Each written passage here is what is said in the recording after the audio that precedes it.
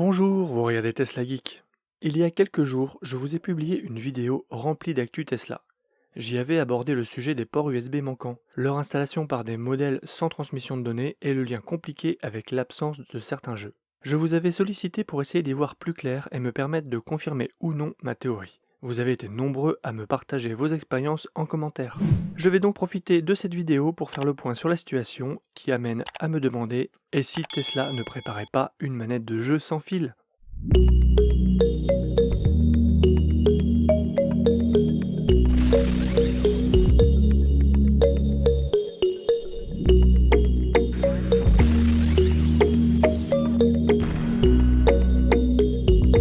Petit rappel des faits. Suite à une pénurie de connecteurs USB, un grand nombre de modèles 3 et modèles Y ont été livrés en Europe sans port USB dans la console centrale. Les clients concernés ont presque tous été prévenus par SMS. Cela concerne des propulsions comme des long range et des perfs. Sans ce connecteur USB, le chargeur à induction placé sous l'écran pour recharger les téléphones mobiles compatibles ne fonctionne pas, et les deux ports USB au format USB-C à l'intérieur de la console centrale sont absents.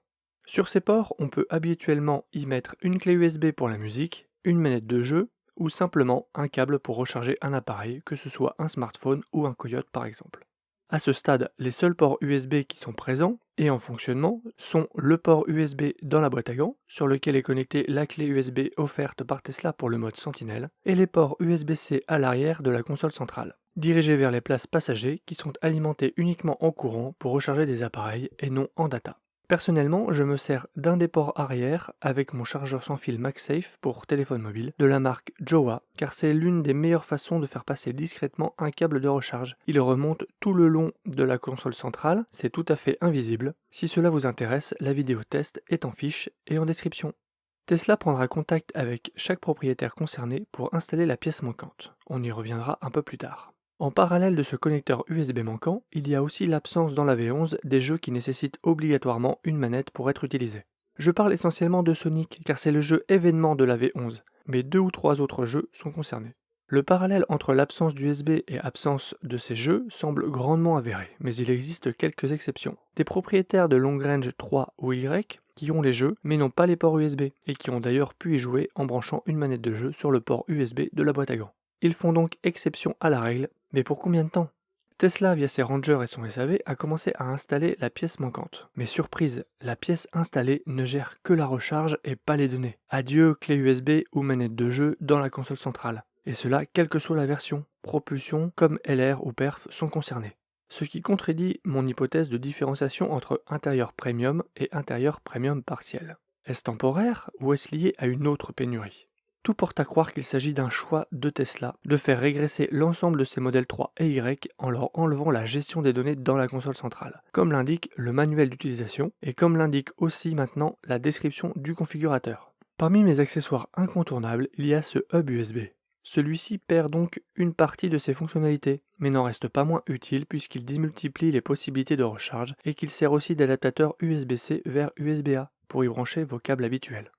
Mais alors, pourquoi lancer des nouveaux jeux qui nécessitent une manette et de priver une partie des véhicules les plus récents? D'autant plus que le port USB de la boîte à gants sait faire fonctionner les manettes. Ce serait une façon de privilégier la connexion prochaine de manettes sans fil type Bluetooth. Actuellement, le Bluetooth ne peut recevoir que les téléphones mobiles pour une utilisation en kit main libre ou en musique. Mais une mise à jour pourrait apporter la prise en charge des manettes de jeu. Et c'est là où j'en arrive au titre de la vidéo. Et si Tesla prévoyait aussi de vendre sa propre manette de jeu sans fil sur son store en ligne? Une manette de jeu sans fil, Tesla en a en fait déjà fait une. Quelques exemplaires étaient mis à disposition des invités à la soirée de lancement de la nouvelle Model S pour leur permettre d'essayer Cyberpunk 2077 dans le véhicule avec un design inspiré de la forme du volant yoke. Dans les nouveautés à venir qui avaient fuité le mois dernier avec les documents d'homologation, il était mentionné une nouvelle connectivité. J'avais rapidement pensé à la 5G, compte tenu des lignes de code identifiées par un hacker. Et s'il s'agissait en fait d'une modification du Bluetooth pour accepter l'échange de données et donc permettre la prise en charge d'une telle manette?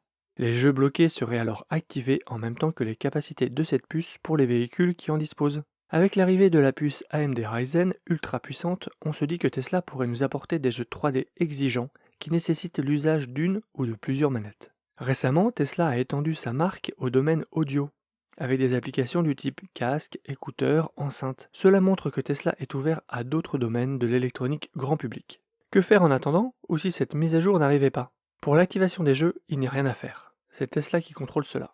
Pour la partie data, plusieurs solutions s'offrent à vous. Mettre un hub USB-A dans la boîte à gants, comme celui-ci, je vous mets le lien en description. Je ne l'ai personnellement pas testé, mais cette solution a été testée par des abonnés. Ça permet de mettre la clé USB Sentinel, une clé de musique, ainsi que la manette de jeu.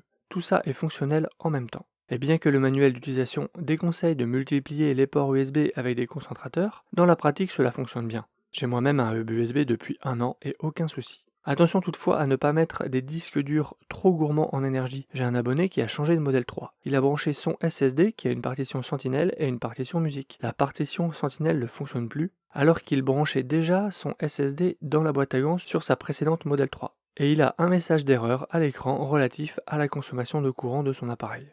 Pour ne pas avoir à ouvrir la boîte à gants pour jouer, vous pouvez opter pour une manette de jeu sans fil, comme celle-ci de la marque Jowa. Elle fait Bluetooth, mais elle s'utilise aussi avec un dongle USB sans fil fourni que l'on pourrait mettre sur ce hub dans la boîte à gants. Je vous mets le lien en description et vous aurez une remise de 5% avec le code TeslaGeek. L'autre solution, c'est de se procurer le connecteur USB mais dans sa version data. Il porte cette référence 1755200-00B. On le trouve en occasion sur eBay.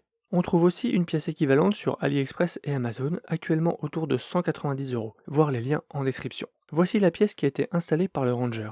On voit qu'il manque la partie où le connecteur data est censé être connecté. Les images montrent que la pièce vendue est identique mais dispose de la connectique data là où l'autre n'en a pas. Il y a même une vidéo d'installation, ce n'est pas très compliqué. Il faut déboîter la paroi, déconnecter la pièce d'origine, la dévisser, visser la nouvelle et la reconnecter à la fois en data et en alimentation électrique. La connectique data est en attente dans la voiture, il y a un scotch à enlever. J'ai un abonné qui se l'est procuré, et quelle n'a pas été sa surprise quand il a ouvert le colis. Il a reçu ce qui semble être une authentique pièce Tesla, avec le QR code et le logo Tesla. Il l'a installé et tout est fonctionnel. C'est une très bonne nouvelle, même si le prix est relativement élevé. J'imagine que certains d'entre vous ne sont pas impactés par ce changement car ils jouent pas dans la voiture ou écoutent de la musique sans fil, mais pour d'autres, c'est peut-être vécu comme une mauvaise nouvelle, d'autant plus que Tesla n'a pas communiqué là-dessus. Voilà pourquoi j'ai essayé avec cette vidéo de vous proposer des solutions. Quel est votre avis sur ce changement? Pensez-vous que Tesla mettra en vente une manette de jeu sans fil sur son store? Êtes-vous pénalisé par ce problème? Dites-moi tout en commentaire. Vous trouverez bien sûr en description les liens vers les articles et produits montrés dans cette vidéo, le chargeur, la manette, le hub USB et la pièce concentrateur USB qui gère la data. Si vous avez des questions, n'hésitez pas à me les poser en commentaire et je vous dis à bientôt pour une prochaine vidéo. Si tu as aimé cette vidéo ou que tu veux soutenir la chaîne, mets un like. Tu peux t'abonner pour recevoir les notifications de mes prochaines vidéos et aider la chaîne à être mieux référencée. N'hésite pas à donner ton avis en commentaire. À bientôt!